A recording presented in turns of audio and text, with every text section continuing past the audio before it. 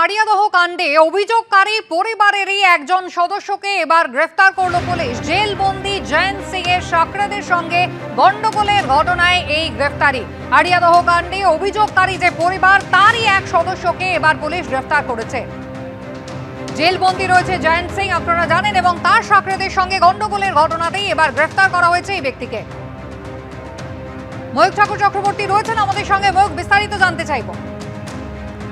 দেখো, যেটা জানা যাচ্ছে যে জয়ন্ত সিং আড়িয়াদহের ত্রাস, সে এখনো জেলবন্দি অবস্থায় রয়েছে। কিন্তু যেটা বারবার দেখা গেছে যে এর আগেও সুশোভন সরকেল, এই যে ছেলেটি জয়ন্ত সিং এর ক্লোজ অ্যাসোসিয়েট, জয়ন্ত সিং এর গ্রেপ্তারির পর সুশোভন অ্যারেস্ট হয়েছিল এবং তারপর সুশোভন জামিনে মুক্তি পায়।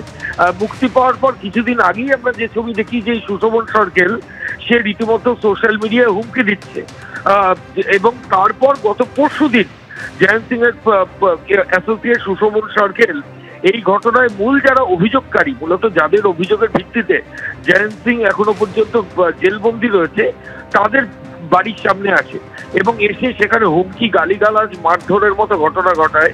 এবং এই ঘটনাতে পুলিশ আধিকারিকরা একটা সেপারেট মামলা করেন এবং সেই সেপারেট মামলা করে জয়ন্ত সিং এর ঘটনায় যারা অভিযোগকারী এবার তাদের পরিবারেরই একজনকে পুলিশ আধিকারিক অ্যারেস্ট করে নিলেন। সঙ্গে সুশোভন, তার বিরুদ্ধে পাল্টা মামলা হয়েছে, সে সাগর দত্ত মেডিকেল কলেজ হাসপাতালে চিকিৎসাধীন রয়েছে। কিন্তু একটা জিনিস নিয়ে প্রশ্ন উঠছে, সেটা হচ্ছে যে জয়ন্ত সিং এর যারা অ্যাসোসিয়েট তারা ওখানে দিনের পর দিন জেল থেকে ছাড়া পাওয়ার পর তারা ওখানে হুমকি দিচ্ছে, মারধরের মতো ঘটনা ঘটাচ্ছে। অভিযোগকারী পরিবার তারা বলছেন যে পুলিশ আধিকারিকরা কার্যত পুরো নিষ্ক্রিয় অবস্থায় রয়েছেন এবং তারা পক্ষপাত দুষ্ট ব্যবহার করছেন। জয়ন্ত সিং এর মূল মামলায় আগামীকাল আজকে এই মামলার সাক্ষ্য গ্রহণ আছে, যাতে অভিযোগকারী পরিবারের সাক্ষ্য গ্রহণে যাওয়ার কথা, সেখানে যাতে অভিযোগকারী পরিবার সাক্ষ্য দিতে না পারে, ঠিক সেই কারণেই জয়ন্ত সিং জেলে থেকে তার অ্যাসোসিয়েটদের অভিযোগকারী পরিবারের বাড়ির সামনে পাঠাচ্ছে এবং সেখানে হুজ্জতি ঝামেলা করাচ্ছে। এবং সেখানে ঝামেলা হওয়ার পর আবার অভিযোগকারী পরিবারেরই একজনকে পুলিশ আধিকারিকরা এই ঘটনায় অ্যারেস্ট করে দিচ্ছে। এতে ওই ফ্যামিলি যেটা অভিযোগ করছে যে পুলিশ পাল্টা চাপ তৈরি করছে যাতে জয়ন্ত সিং এর কে জামিন করানো যায়, এটা ওদের বক্তব্য। এবং পাল্টা আরো যেটা বক্তব্য যে তারা তো কোনো বিচার পাচ্ছেনই না, উল্টে জেলে থেকে জয়ন্ত সিং তার অত্যাচার চালিয়ে যাচ্ছে।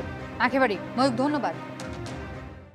24 পয়লা জুলাই প্রচন্ডভাবে আমাদের উপর আক্রমণ করে, মারধর করে জয়ন্ত সিং এবং জয়ন্ত সিং এর দলবল। তারা জেলেতে থাকা সত্ত্বেও তাদের লোকজন রীতিমতো আমাদের বাড়ির ফ্যামিলিদের উপর এইরকম ভাবে ক্রমাগত আক্রমণ চালাচ্ছে। আমাদের পরশুদিন রাত্রে, যেদিন আমাদের সূর্যগ্রহণ ছিল, সেদিনই রাত্রে হঠাৎ করে বিকেল 4টে থেকে ওয়াচ করছে, আমাদের পুরো বাড়ি ওয়াচ করছে। কিন্তু যে এই অকথ্য ভাষা, যে ভাষা মানে মুখে আনা যাবে না, এরকম ভাবে ওরা বলতে যাচ্ছে। কিসের জন্য যাচ্ছে, এগুলো কি প্ল্যানিং এ আছে ওরা? যেহেতু আমার আগামীকাল মানে আজ আমার সাক্ষ্য আছে, যাতে না আমরা পৌঁছাতে পারি, এটা পুরো প্ল্যানিং এই এটা চলছে। পূর্ব মেদিনীপুরের খেজুরিতে 2 বিজেপি কর্মীর রহস্য মৃত্যুর মামলায় একবার ফের হাইকোর্টের প্রশ্নের মুখে পড়ল রাজ্য সরকার। সোমবার এই মামলার শুনানিতে রাজ্য সরকারের আইনজীবীকে বিচারপতি দেবাংশু বসাক প্রশ্ন করেন, ময়না তদন্তকারী চিকিৎসককে কেন বারবার ফোন তদন্তকারী অফিসারের, আর এক্ষেত্রে তদন্তকারী পুলিশ আধিকারিকের ভূমিকাও সন্দেহের ঊর্ধ্বে নয়। আর যা ঘিরে ফের উত্তাল হলো রাজ্য রাজনীতি। এই মামলার পরবর্তী শুনানি আগামী সোমবার। ময়না তদন্তকারী চিকিৎসককে কেন বারবার ফোন তদন্তকারী অফিসারের? খেজুরিতে 2 বিজেপি কর্মীর রহস্য মৃত্যুর মামলায় সোমবার কলকাতা হাইকোর্টে এই প্রশ্নের মুখে পড়ল রাজ্য সরকার। ময়না তদন্তকারী চিকিৎসক এবং তদন্তকারী আধিকারিকের ফোনের কল ডিটেলস রেকর্ডের রিপোর্ট হাতে পেয়ে বিচারপতি দেবাংশু বসাক এবং বিচারপতি মোহাম্মদ সব্বর রশিদের ডিভিশন বেঞ্চ স্পষ্টই বলল, এক্ষেত্রে তদন্তকারী পুলিশ আধিকারিকের ভূমিকাও সন্দেহের ঊর্ধ্বে নয়।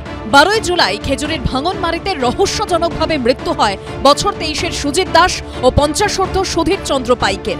পুলিশ দাবি করে অনুষ্ঠান চলাকালীন অসাবধানতায় বিদ্যুৎস্পৃষ্ট হয়ে মৃত্যু হয় দুজনের।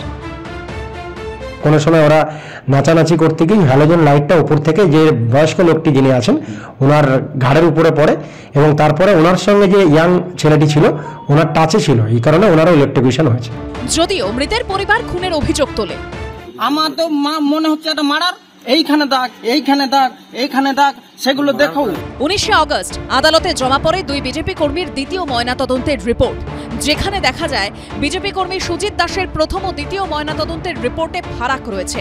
প্রথম রিপোর্টে উল্লেখ ছিল বিদ্যুৎ স্পৃষ্ট হয়ে মৃত্যু, দ্বিতীয় রিপোর্টে লেখা দেহে আঘাতের কথা। এই মামলায় সোমবার সংশ্লিষ্ট থানার ওসি, তদন্তকারী অফিসার এবং প্রথম ময়নাতদন্তকারী চিকিৎসকের ফোনের কল ডিটেলস পেশ করে রাজ্য। সেই কল ডিটেলস রিপোর্ট হাতে পেয়েই বিচারপতি দেবাংশু বসাক প্রশ্ন তোলেন, কেন ময়নাতদন্তের আগে ও পরে চিকিৎসককে ফোন করেছেন তদন্তকারী অফিসার? এক্ষেত্রে তদন্তকারী পুলিশ আধিকারিকের ভূমিকাও সন্দেহের ঊর্ধ্বে নয়। তখন বিচারপতির প্রশ্নের উত্তরে রাজ্যের আইনজীবী জানান, তেমন কোনো কারণে ফোন করেননি তদন্তকারী পুলিশ আধিকারিক।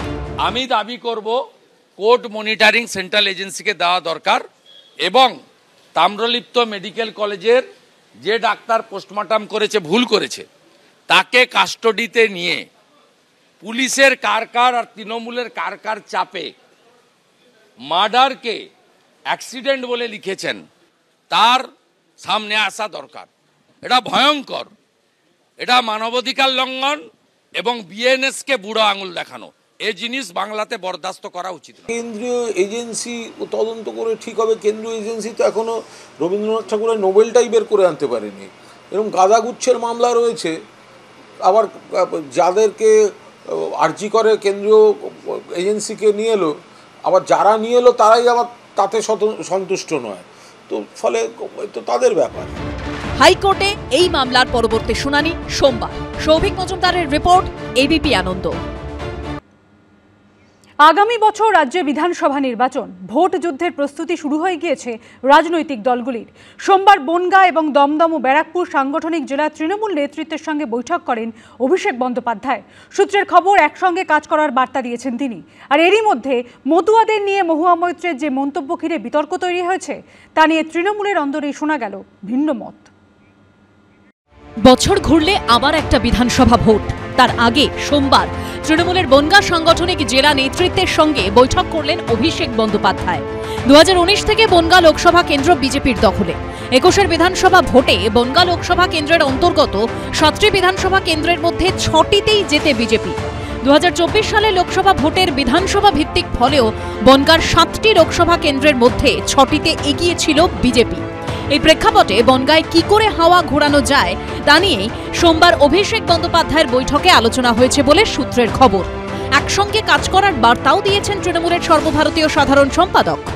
অ্যাসেম্বলি নির্বাচন পাখির চোখ, বনগাঁ সাব ডিভিশন আমাদের কাছে নেই এই মুহূর্তে, সেটা জিততে হবে। তার জন্য ঐক্যমতে সবাই একসঙ্গে মিলে কাজ করতে হবে, এই বার্তাটাই দিলেন। আমার সাংগঠনিক কিছু দুর্বলতা আছে, ইত্যাদি আছে, সেগুলো আমরা কাটিয়ে অনেকটা উঠেছি। 26-এ আমরা বনগাঁ সাব ডিভিশনে সবকটা আসনই জিতার জায়গায় আমরা এখন এই মুহূর্তে আছি। মতুয়া, রাজবংশী, হরিজন, গিরিজন, নমশূদ্র, মাইশ্য, এভাবে সমাজকে ভেঙে ফেলার রাজনীতিতে বিজেপি বিশ্বাস করে না। আমাদের কাছে সবাই পশ্চিমবঙ্গবাসী। তৃণমূল কংগ্রেসের রাজনীতি বিভাজনের রাজনীতি, বিভিন্ন জনগোষ্ঠীকে বিচ্ছিন্ন করার প্রচেষ্টা করে তাদের ব্লক ভোট নিয়ে বৈতরণী পার করার তৃণমূল কংগ্রেস চেষ্টা করছে। 2021-এ ওখানে যা নির্বাচনের ফলাফল দেখেছেন তারই পুনরাবৃত্তি হবে, আরো অনেক বেশি আসন বাড়বে। সম্প্রতি মতুয়াদের নিয়ে তৃণমূল সাংসদ মহুয়া মৈত্রের একটি মন্তব্যে বিতর্ক তৈরি হয়। সারা বছর তৃণমূলই, আর ভোটের সময় সনাতন। কাজের সময় মমতা, রাস্তার সময় মমতা, কাঠের মালা করে সব তো চলে আসেন ভাই ভাতা নিতে। এদিন ফের দলীয় সাংসদের এই মন্তব্য নিয়ে উষ্মা প্রকাশ করেন তৃণমূলের সাংসদ এবং ঠাকুরনগরের মতুয়া বাড়ির সদস্য মমতা ঠাকুর। আমরা মনে করি যে এটা ও সঠিক কথা বলেনি। একটা ধর্মীয়ভাবে কোনো সংগঠনকে ধর্মীয়ভাবে আমরা বলতে পারি না, উচিতও নয় আমাদের। আজকে সে ব্যক্তিগত হিসেবে বলেছে যে মতুয়াদের যে কাঠের মালা নিয়ে, অথচ ওটা কাঠ দিয়ে তৈরি হয় না, ওটা জানে না ও যে কাঠের মালা ওটা হয় না, ওটা আমরা যে নারিকেল তার যে আচাটা থাকে সেটিকে দিয়ে এটা করঙ্গের মালা তৈরি করে, ওটা আমাকে ধর্মীয় মালা। তো সেটাকে আঘাত করা আমার মতদের ভিতরে একটা সত্যিই খুবই, কিন্তু আমি মনে করি যে যেটা আপনারা ভাবছেন যে এটা পার্টির ব্যাপার, এটা পার্টি কখনো শিখায় দেয় না, সে ব্যক্তিগত হিসেবে বলছে। যদিও এই ব্যাপারে কিছুটা অন্য সুর শোনা গেছে তৃণমূলের বনগাঁ সাংগঠনিক জেলার সভাপতির গলায়। উনি তো এটা মতুয়া নন, তা স্বাভাবিক করে মালা সম্পর্কে ওনার আইডিয়া নেই। উনি বলেছেন এইটা নিয়ে আমার মনে হয় যে এটা অতিরঞ্জিত করা। উনি মতুয়াদের ভাবাবেগে আঘাত করার মতন কোনো কিছু করেছেন বলে আমার এটা মনে হয় না। দেখো, ওনার ওটা ব্যক্তিগত মতামত, আমারটা ব্যক্তিগত মতামত। আমি এইটুকু বলতে পারি যে তিনিও আমার দলের সাংসদ, নিশ্চিত উনি কোনো ধর্মকে আঘাত করবার জন্য বলেননি, যেটা রাজনৈতিক কারণে উনি বলেছেন যে আমরা ভোট পাচ্ছি না, এটা বলেছেন। এদিন দমদম ও ব্যারাকপুর সাংগঠনিক জেলার তৃণমূল নেতৃত্বের সঙ্গেও বৈঠক করেন অভিষেক বন্দ্যোপাধ্যায়। সূত্রের খবর, ব্লক স্তরে সাংগঠনিক রদবদল নিয়ে প্রত্যেক বিধায়ক ও সাংগঠনিক নেতাদের নিজেদের মতামত জানাতে বলেছেন অভিষেক বন্দ্যোপাধ্যায়। অনির্বাণ বিশ্বাস ও বিজেন্দ্র সিংহর রিপোর্ট, এবিপি আনন্দ।